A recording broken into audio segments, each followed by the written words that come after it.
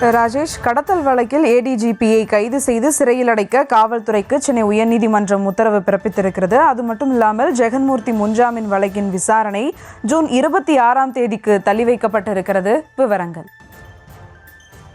நிச்சயமாக அந்த வழக்கினுடைய அந்த விசாரணை அனைத்தும் தற்போது நடைபெற்று முடிந்திருக்கிறது. இன்னும் மேற்கொண்டு விசாரணை என்பது பிரிதொரு நாளில், அதாவது ஜூன் 26ஆம் தேதிக்கு தள்ளி வைக்கப்பட்டிருக்கின்றது. விசாரணை நடத்தி வாக்குமூலங்களை பதிவு செய்யவும் உத்தரவிடப்பட்டிருக்கிறது. ஏடிஜிபி மீது நடவடிக்கை எடுக்கவும் உத்தரவிடப்பட்டிருக்கிறது. முன்ஜாமீன் மனு மீதான விசாரணை ஜூன் 26ஆம் தேதிக்கு ஒத்திவைக்கப்பட்டிருக்கின்றது. இந்தியாவில் அரசியல் எப்படி இருக்கிறது என உலகம் முழுவதும் தெரியும் என்றும் நீதிபதி தெரிவித்திருக்கின்றார். தொடர்ந்து ஏடிஜிபியை கைது செய்ய காவல்துறைக்கு உத்தரவிடப்பட்டிருக்கின்றது. காவல்துறையில மிக மிக உயரிய பொறுப்புகளில் ஒன்றுதான் ஏடிஜிபி என்ற அந்த பொறுப்பு. அப்படி உயரிய பொறுப்பில் இருக்கக்கூடிய ஒருவரை கைது செய்து விசாரணை நடத்துவதற்கு உத்தரவிட்டிருப்பது மிக மிக முக்கியமான ஒரு விஷயமாக பார்க்கப்படுகின்றது. போலீசார் அறிக்கை தாக்கல் செய்யட்டும் என்றும், தொடர்ந்து யார் வேண்டுமானாலும் எம்எல்ஏவான பின் வாக்களித்த மக்களை ஏமாற்றக்கூடாது எனவும் நீதிமன்றம் ஒரு அறிவுரையும் செய்திருக்கின்றது. விசாரணைக்கு தனியாக செல்ல வேண்டும் எனவும், போலீசார் அறிக்கை தாக்கல் செய்யட்டும் என்றும், விசாரணைக்கு முழு ஒத்துழைப்பு வழங்க வேண்டும் என்றும் நீதிபதி அறிவுறுத்தியிருக்கின்றார். தொடர்ந்து பூவை ஜெகன்மூர்த்தியினுடைய அந்த மனு மீதான விசாரணை வரும் 26ஆம் தேதிக்கு ஒத்திவைக்கப்பட்டிருக்கிறது.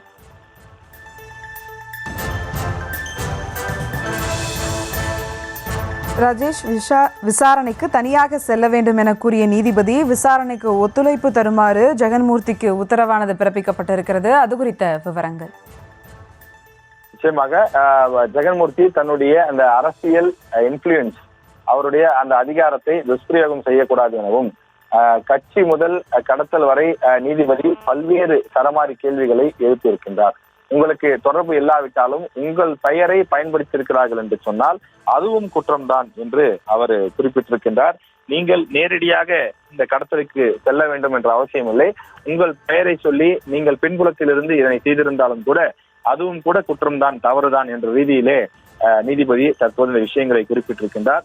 எம்எல்ஏவையும் போலீசாரையும் சமமாக கருத முடியாது எனவும், போலீஸ் அதிகாரியை மக்கள் நியமிக்கவில்லை என்றும், வாக்களித்த மக்களுக்கு மரியாதை கொடுக்கும் வகையில் விசாரணைக்கு ஒத்துழைப்பு அளிக்க எம்எல்ஏவுக்கு உத்தரவிட்டுள்ளேன் என்றும் நீதிபதி குறிப்பிட்டிருக்கின்றார்.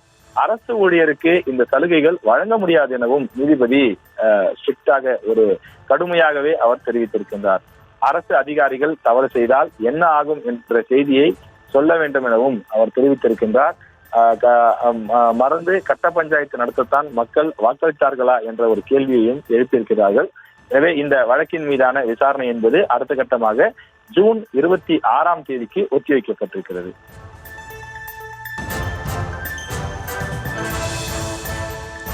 காதல் திருமணம் செய்த இளைஞரின் தம்பியை கடத்திய வழக்கில் ஏடிஜிபியை கைது செய்ய உயர்நீதிமன்றம் உத்தரவு பிறப்பித்திருக்கிறது. அது குறித்த விவரங்கள் ராஜேஷ். நிச்சயமாக இந்த வழக்கை பொறுத்தவரையில ஒரு முக்கியமான ஒரு வழக்காக பார்க்கப்படுகின்றது. இந்த வழக்கில் நடந்து வரக்கூடிய பல்வேறு விஷயங்களை தொடர்ச்சியாக நாம் பார்த்து கொண்டிருந்தோம். இதுல 26ஆம் தேதிக்கு ஒத்திவைக்கப்பட்டிருக்கின்றது. அதே நேரத்தில் அரசு அதிகாரிகள் தவறு செய்தால் என்ன ஆகும் என்பதையும் இந்த விஷயத்தை தெரிந்து கொள்ள வேண்டும் என்றும் நீதிமன்றம் அறிவுறுத்தியிருக்கின்றது.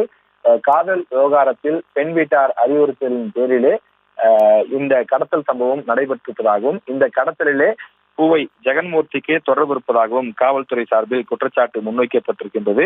இந்த விவகாரம் தற்போது நீதிமன்றத்தை எட்டியிருக்கக்கூடிய நிலையிலே நீதிமன்றத்தில் அவர் முன்ஜாமீன் மனு கோரியிருந்தார். இந்த முன்ஜாமீனுக்கு தொடர்பான இந்த விசாரணை 26ஆம் தேதிக்கு ஒத்திவைக்கப்பட்டிருக்கின்றது. விசாரணை நடத்தி வாக்குமூலம் பெற வேண்டும் எனவும் உத்தரவிடப்பட்டிருக்கின்றது. ஏடிஜிபி மீதான நடவடிக்கை எடுக்கவும் உத்தரவிடப்பட்டிருக்கின்றது. மேலும் இந்த கடத்தல் வழக்கில் ஆஜரான ஜெகன்மூர்த்தியிடம் பல்வேறு கேள்விகள் எழுப்பப்பட்டது. குறிப்பாக ஏடிஜிபி கைது செய்து விசாரணை செய்வதற்கு தற்போது உத்தரவிடப்பட்டிருக்கிறது. இது ஒரு மிக மிக முக்கியமான விஷயமாக பார்க்கப்படுகின்றது. நாம் முன்பு குறிப்பிட்டது போல காவல்துறையில் மிக முக்கியமான உயரிய பொறுப்புகளில் ஒன்றுதான் இந்த ஏடிஜிபி என்ற அந்த பொறுப்பு. எனவே இந்த ஏடிஜிபியை கைது செய்து விசாரணை நடத்த வேண்டும் என உத்தரவிட்டிருப்பது ஒரு முக்கிய அம்சமாக பார்க்கப்படுகின்றது. எம்எல்ஏவையும் போலீஸையும் சமமாக கருத முடியாது எனவும், போலீஸ் அதிகாரியை மக்கள் நியமிக்கவில்லை என்றும் வாக்களித்த மக்களுக்கு மரியாதை கொடுக்கும் வகையில் விசாரணைக்கு ஒத்துழைப்பு அளிக்க எம்எல்ஏவுக்கு உத்தரவிட்டுள்ளேன் என்றும் அவர் குறிப்பிட்டிருக்கின்றார். அரசு ஊழியருக்கு இந்த சலுகை வழங்க முடியாது எனவும், எனவே காவல்துறை தொடர்ந்து அவரை கைது செய்து விசாரணை நடத்தவும் உத்தரவிடப்பட்டிருக்கின்றது.